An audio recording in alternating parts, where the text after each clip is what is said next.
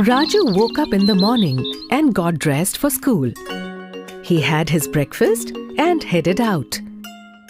Each morning, his father dropped him to the school in his car. Today, his father seemed worried.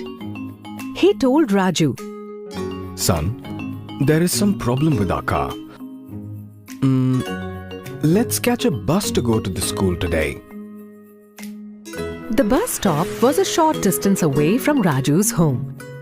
They caught a rickshaw and reached the bus stop. Then they boarded the bus to Raju's school and bought their tickets. Today, Raju reached school earlier than usual. He was surprised.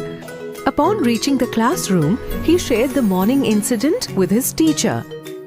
How the car developed some problem and he had to catch the bus to school. Raju admitted that he had great fun while journeying in the bus. I'm glad to know that you enjoyed the bus ride, Raju. Now go to your seat. Today we will discuss a related topic in the class. Students, today we will talk about all the things that help us get from here to there. Okay, tell me, how do you all come to school? My home is close by. I simply walk to the school. I travel in the school bus. I ride an auto to school. And Raju gets dropped to school in his father's car.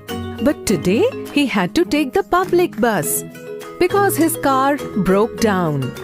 What determines your mode of travel to school? The distance between your home and the school, and the kind of vehicles which run in our city. Let's understand means of transport. Means of transport are of three kinds: land, water, and air. Land transport includes roads and railways.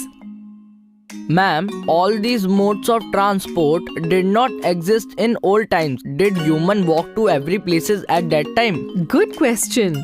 In ancient times, vehicles like car, bus, and auto, of course, did not exist. It would take a long time even to cover short distances. So human beings used animals as means of transport. They rode on horses, elephants, and camels to cover distances. These animals are used till date to go from here to there.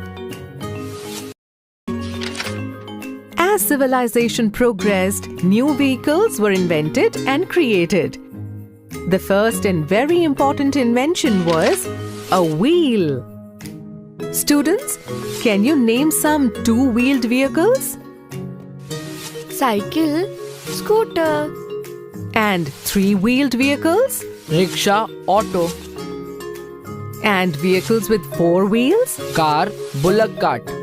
And more than four wheels? Bus, truck, train.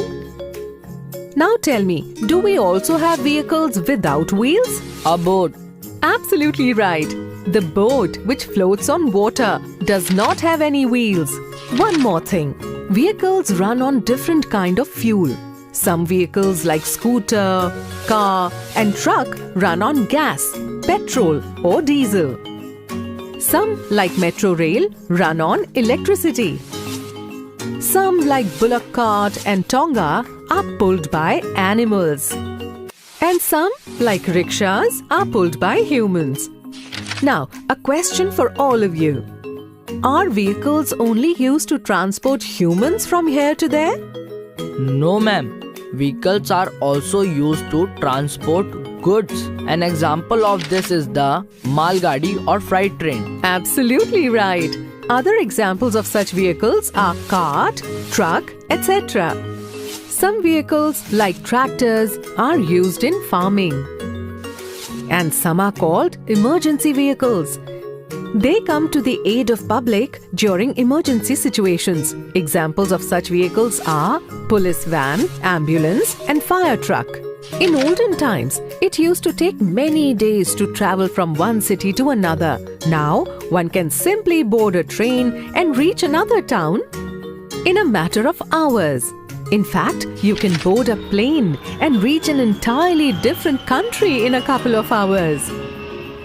There are boats to cross rivers and ships to cross oceans. We have so many vehicles to fulfill the need for transport. Now, who will recap today's lesson for us? Ma'am, today we learned about the various means of transport. We learned how today's vehicles are different from those of old days. We identified vehicles with different number of wheels, and you told us about various kinds of fuel on which different vehicles run. At the end, we learned about vehicles which help in emergency situations, in farming and in transportation of goods. Well done, Raju. See you tomorrow, students. Bye-bye.